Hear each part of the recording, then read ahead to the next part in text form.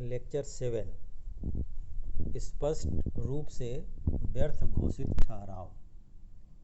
Agreement expressly declared as void. इस अधिनियम की धारा 10 के अनुसार वैध अनुबंध के लिए यह भी आवश्यक है कि ठहराव स्पष्ट रूप से व्यर्थ घोषित न हो। भारतीय अनुबंध अधिनियम द्वारा स्पष्ट रूप से व्यर्थ घोषित ठहराव agreement expressly declared wide by Indian contract act वो इस प्रकार हैं। पहला, विवाह में रुकावट डालने वाले ठहराव एग्रीमेंट्स इन रीस्ट्रेंट ऑफ मैरिज।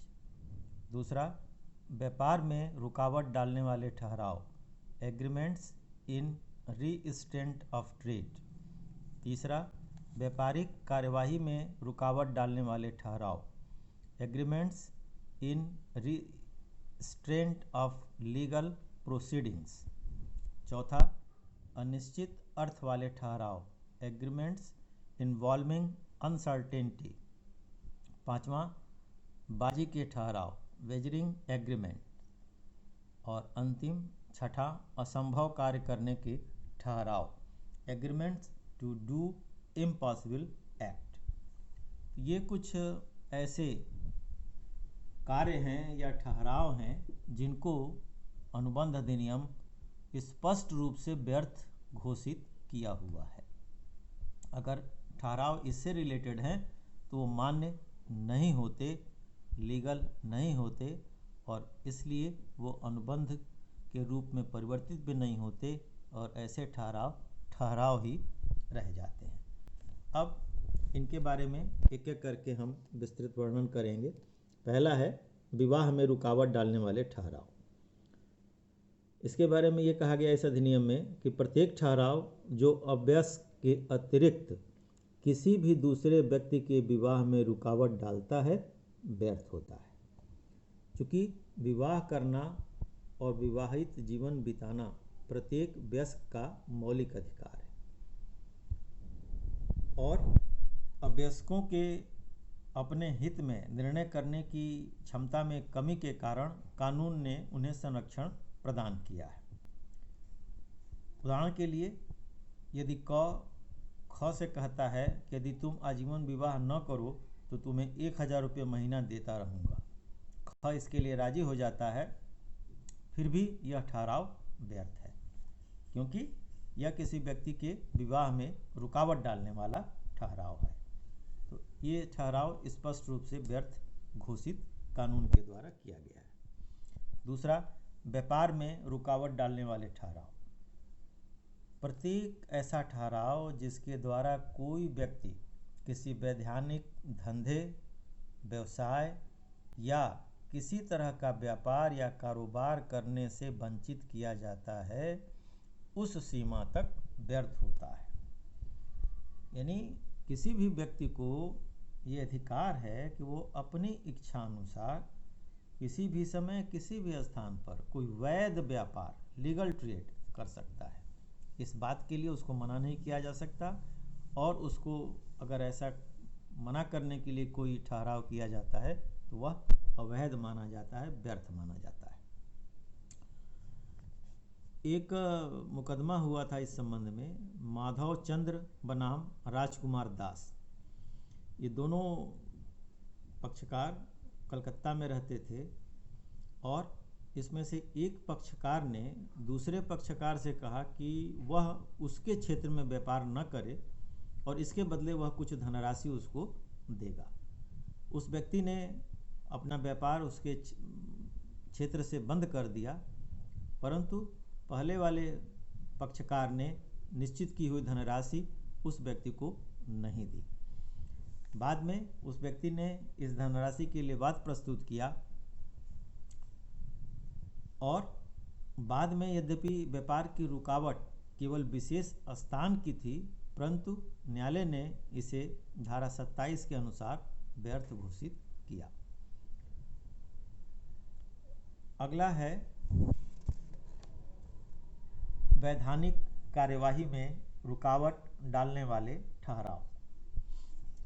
न्याय प्राप्त करना प्रत्येक नागरिक का मौलिक अधिकार है। इस अधिकार को किसी ठहराव द्वारा समाप्त या सीमित नहीं किया जा सकता और न ही इसमें कोई या किसी भी प्रकार से बाधा डाली जा सकती है। भारतीय अनुबंध अधिनियम ये कहता है कि ऐसा कोई भी ठहराव जिसके द्वारा कोई पक्षकार किसी अनुबंध के अधीन उससे संबंधित अपने अधिकारों को सामान्य न्यायालयों में साधारण वैधानिक कार्यवाही द्वारा प्रवर्तित कराने से पूर्णतया रोका जाता है अथवा जो उस समय को सीमित करता है जिसके अंतर्गत वह अपने अधिकारों को परिवर्तित करा सके, उस सीमा तक व्यर्थ होता है। यानी हर आदमी को ये अधिकार है कि वह अगर न्याय चाहता है किसी भी मामले में तो वह इस मुद्दे को, इस बात को, अपनी बात को न्यायालय में ले जा सकता है ताकि उसको उचित न्याय मिले।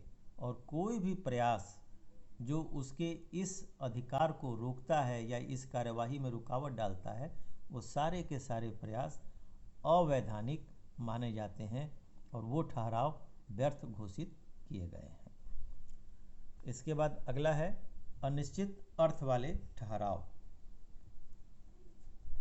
ऐसे ठहराव जिनका अर्थ निश्चित नहीं है अथवा निश्चित नहीं किया जा सकता व्यर्थ होते हैं, क्योंकि कोई भी ठहराव उस समय तक परिवर्तित नहीं कराया जा सकता या लागू नहीं कराया जा सकता जब तक कि उसका अर्थ निश्चित न हो अथवा उसका अर्थ निश्चित न किया जा सकता हो। अनिश्चित अर्थ वाले ठहरावों में उत्तरदायित्व स्पष्ट नहीं होने के कारण वे अनुबंध व्यर्थ होते हैं। जैसे मान लीजिए उदाहरण के लिए 50 टन तेल ब को बेचने का वायदा करता है। यहाँ यह किसी भी तरह से स्पष्ट नहीं किया गया कि किस तरह का तेल बेचने का निश्चय किया जा रहा है, इसलिए अनिश्चितता के कारण यह ठहराव व्यर्थ होगा। लेकिन यहाँ एक चीज़ और ध्यान देने वाली है कि मान लीजिए केवल नारियल के तेल का व्यापारी है और वह ब को 50 टन तेल बेचने का वायदा करता है, एग्रीमेंट करता है। वहाँ लेकिन लिखा यही गया कि 50 टन तेल ब को एक निश्चित समय पर देगा। यहाँ भले ही यह न कहा जाए कि किस तेल के बारे में बात हो रही है, चूँकि केवल नारियल का तेल का व्यापार करता है, तो यह स्पष्ट है कि उसके साथ जो अनुबंध किया जा रहा है वो नारियल के तेल के लिए ही किया जा रहा है। अतः यहाँ अर्थ स्पष्ट है और यह अनुबंध मान्य होगा, व्यर्थ नहीं होगा।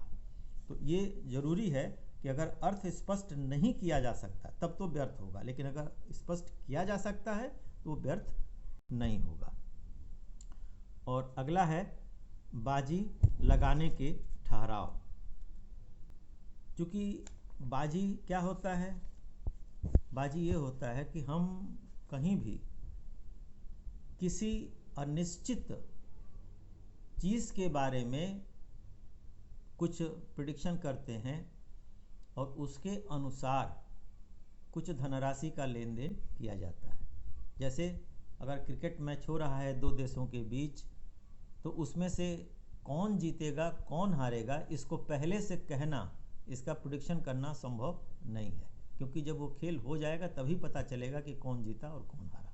लेकिन बाजी के ठहराव में ये तय कर लिया जाता है कि अगर फलाना जीती तो उस अवस्था में हम आपको इतना पैसा देंगे। या दो लोग ये ठहराव करें, एक कहता है कि ए कंट्री जीतेगी, दूसरा कहता है नहीं बी कंट्री जीतेगी, और इसके लिए उनके बीच में एक शर्त लग जाती है। तो जो कंट्री जीतती है वो व्यक्ति दूसरे व्यक्ति से पैसा लेता है। तो चूंकि यहाँ अनिश्चितता है और अनिश्चितता की वजह से ठहराव मान्य नहीं होते।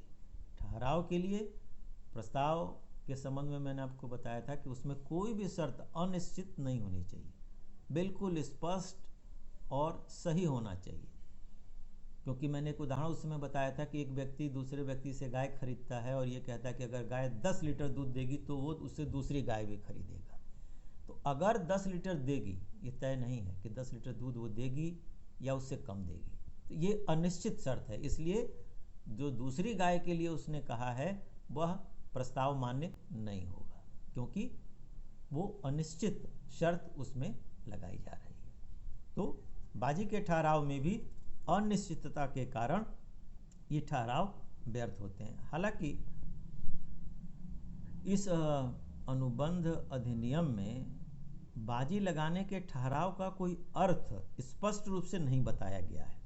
समय समय पर कुछ न्यायाधीशों ने अपनी राय इस संबंध में व्यक्त की है और न्यायाधीश हाकिन्स ने एक निर्णय में, जो मैंने पहले एक उदाहरण लिया था, कार्लिल बनाम कार्बोलिक स्मोक बाल कंपनी, इस विवाद में उन्होंने इसकी जो परिभाषा दी है वो इस प्रकार दी है और जो ज़्यादा उचित प्रतीत भी होती है कि बाजी लगाने का ठहराव एक ऐसा ठहराव है जिसमें दो व्यक्ति किसी भावी अनिश्चित घटना के विषय में विपरीत विचार रखते हुए आपस में यह ठहराव करते हैं कि उस घटना के निश्चित हो जाने पर एक व्यक्ति की दूसरे व्यक्ति पर जीत होगी और दूसरा उसको कुछ धन या कोई दूसरी वस्तु देगा। अनुबंध के पक्षकारों में से किसी का उस अनुबंध में उस धनराशि या वस्तु के अतिरिक्त अन्य कोई हित नहीं होता जिससे कि वह जीतेगा या हारेगा, और इस तरह उनमें से किसी का भी अनुबंध के लिए कोई वास्तविक प्रतिफल नहीं होता। ऐसे ठहराव में किसी भी पक्षकार को धन देने या लेने अथवा बाजी हारने जीतने के अतिरिक्त कोई दूसरा हित नहीं होता। यदि कोई पक्षकार जीत सकता है पर वह हार नहीं सकता या हार सकता है पर जीत नहीं सकता, तो यह बाजी का ठहराव नहीं है।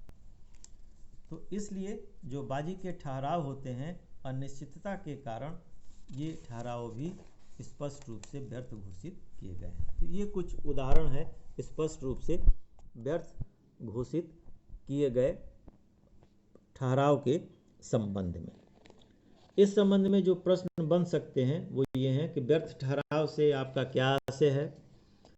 भारतीय अनुबंध अधिनियम में व्यर्थ घोषित किए ठहरावों की संक्षेप में व्याख्या कीजिए।